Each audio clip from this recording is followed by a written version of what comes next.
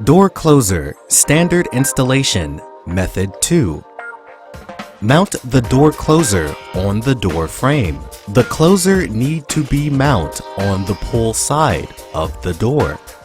Step 1.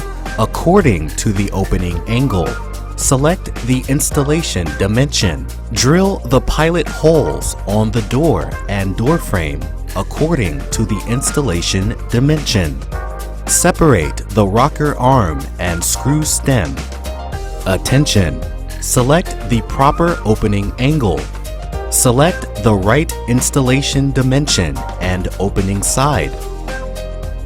Step 2.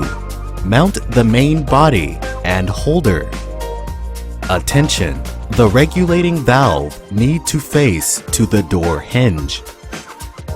Step 3. Using composite screws, connect the rocker arm and main body.